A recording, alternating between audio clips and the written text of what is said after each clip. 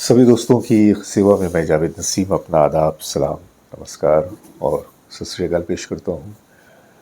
दोस्तों, बातें वही रफ़ी साहब की, उनकी भलमनसाहत की, उनकी शराफत की, उनकी सखावत की, और कहीं न कहीं से कोई ना कोई ऐसी बात सामने आ जाती है कि फिर मेरा मन करता है कि मैं उसे लेकर आप लोगों के सामने आऊँ।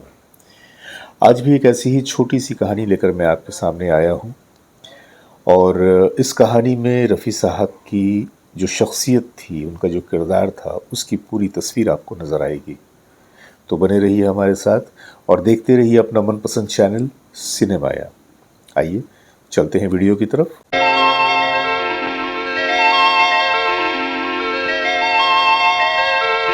ये कहानी जो मैं आपको बताने जा रहा हूँ, इस कहानी को इंडस्ट्री के मशहूर वायलिनिस्ट अमर हल्दीपुर ने बताया था एक जर्नलिस्ट को, और वहीं से ये बात मेरे इल्म में आई।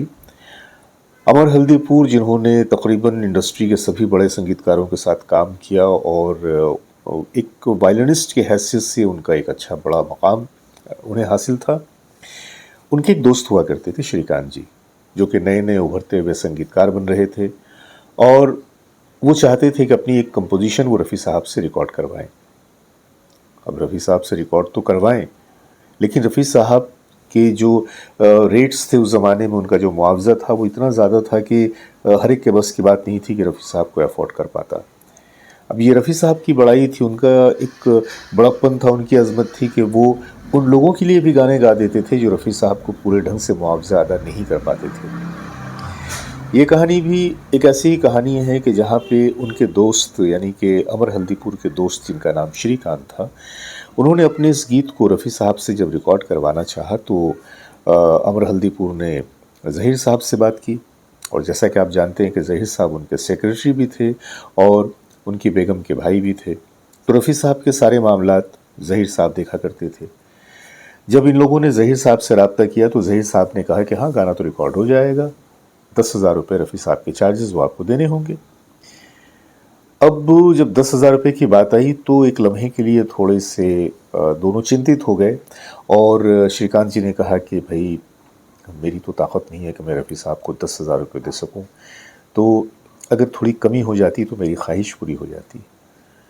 लेकिन बड़ी बड़ी मुश्किलों से ज़हीर साहब 8,000 रुपये लेने के लिए तैयार हुए। उन्होंने कहा कि अगर आप 8,000 रुपये देंगे तभी रफ़ी साहब ये गाना रिकॉर्ड करेंगे, नहीं तो आप भूल जाइए कि आप ये गाना रफ़ी साहब से रिकॉर्ड करने वाले हैं।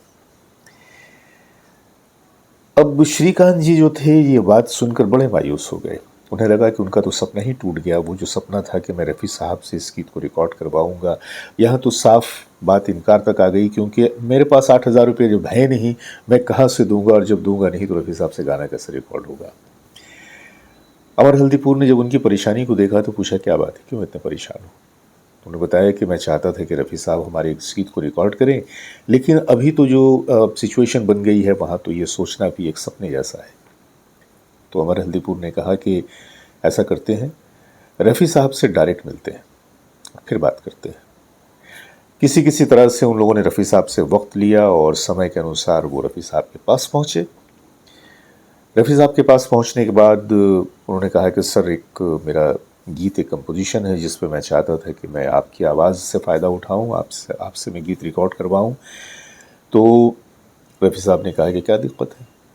तो उन्होंने कहा कि नहीं, वो ज़हीर साहब से हमारी बात हुई थी, लेकिन ज़हीर साहब ने पहले तो 10,000 रुपये का मुतालबा किया, लेकिन फिर बड़ी बड़ी मुश्किलों से 8,000 रुपये पे आके वो रुक गए हैं और हमारे पास तो इतनी रकम है नहीं। तो रफ़ी साहब ने पूछा कि आप कितना दे सकते हैं, कितना बजट है आपका? तो श्रीकांत जी ने कहा हाथ जोड़ करके, साहब मेरे पास तो सिर्फ 2,000 रुपये हैं जो मैं आपको दे सकता हूँ, उससे ज़्यादा देना मेरे बस की बात नहीं। रफ़ी साहब ने बिना कुछ कहे अपना हारमोनियम मंगवाया और कहा कि आप मुझे नोटेशन समझाइए और गाने की रिकॉर्डिंग का इंतज़ाम कीजिए। अब ये सुनकर तो जैसे इन दोनों को दोनों जहाँ की दौलत मिल गई। श्रीकांत जी तो अंदर से इतने खुश हो गए कि वो खुशी उनके चेहरे से छलकने लगी। उन्होंने जी भर कर रफ़ी साहब का शुक्रिया अदा किया। रिकॉर्डिंग की डेट फिक्स हुई और फिर रिकॉर्डिंग हो गई। लेकिन ये बात कहीं ना कहीं अमर हल्दीपुर के जहन में चुभ रही थी कि रफ़ी साहब ने महज 2,000 रुपये लेके गीत रिकॉर्ड कर दिया।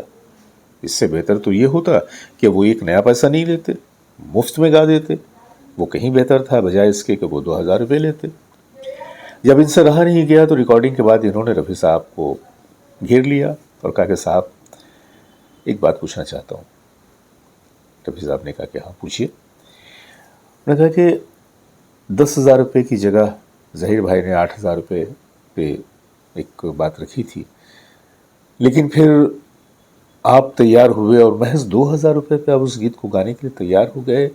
ये बात मुझे कुछ अजीब सी लग रही है। इससे तो बेहतर होता सर कि आप पैसे न लेते, बिना किसी मुआवजे के आप इनका ये गीत गा देते। रफ़ी साहब ने हल्की सी मुस्कुराहट के साथ कहा कि हाँ मैं ऐसा कर सकता था, लेकिन मैं ऐसा नहीं किया। और उसके पीछे वजह ये है कि ये जो उभरता हुआ संगीतकार है, मैं इसके आत्मसम्मान को ठेस नहीं लगाना चाहता था। मैं नहीं चाहता था कि उसे ये लगे कि मैंने उस पर एहसान किया है। उसने 2,000 रुपये दिए, लेकिन उसे लगेगा कि मैंने पैसे देकर रफ़ी साहब से गवाया है। तो ऐसे में कम से कम उसके आत्मसम्मान की तो बचत हो जाएगी, उसकी रक्षा हो जाएगी, उसे ठेस तो नहीं लगेगी ना। तो महज इसलिए मैंने 2,000 रुपये कबूल किए और उसके गीत को गा दिया। ये सुनकर अमर हल्दीपुर साहब लिखते हैं कि ऐसा लगा कि मानो मेरे सामने कोई इंसान नहीं, कोई फरिश्ता खड़ा है।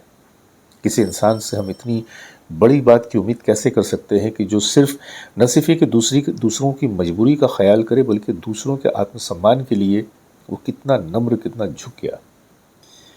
तो ये थे हमारे रफ़ी साहब। और वाकई में अगर इस बात में पोशीदा अगर आप उस बात को समझने की कोशिश करें तो ये बात आपको बिल्कुल साफ ढंग से समझ में आएगी कि रफ़ी साहब ने कभी भी किसी को ना नहीं कहा और हमेशा डिज़र्विंग कैंडिडेट को, डिज़र्विंग इंसान को हमेशा उन्होंने आगे बढ़ने का रास्ता दिया। हालांकि इस बात के लिए कुछ म्यूज़िक डायरेक्टर थे जो उनसे खफा रहते थे, कुछ डायरेक्टर प्रोड्यूसर थे जो इस बात के लिए खफा रहते थे कि भाई आप नए नए लोगों को जिस ढंग से प्रमोट करते हैं इससे हमारा नुकसान होता है। लेकिन रफ़ी साहब को इन सब बातों की कोई परवाह नहीं थी। रफ़ी साहब को उसूल सिर्फ ये था कि अगर कोई डिज़र्व करता है और उसकी मदद करके मुझे कोई नुकसान नहीं तो क्या हर्ज है। बहरहाल तो ये थी एक छोटी सी कहानी, लेकिन इससे पहले कि मैं इस छोटी सी कहानी को ख़त्म करूँ, मैं चाहूँगा कि रफ़ी साहब की एक गैर फिल्मी नग़मे का एक छोटा सा टुकड़ा आप लोगों की नज़र करूँ। सुनते हैं। जीने का राज मैंने मोहब्बत में पा लिया, जिसका भी गम हुआ उसे अपना बना। तो दोस्तों ये थी वो छोटी सी झलक। और जैसा कि आप जानते हैं कि कॉपीराइट के मसले की वजह से हम कोई भी गीत, कोई भी नगमा आप लोगों को पूरा नहीं सुना पाते। अगर आप चाहें तो इस बहुत ही अनकॉमन, बहुत ही रेयर नगमे की झलक जो मैंने अभी आपको सुनाई, इसे आप यूट्यूब पे जाकर सुन सकते हैं। तो बस अपने दोस्त जावेद नसीम को इजाज़त दीजिए, बहुत सारी मोहब्बतों के साथ। नमस्कार।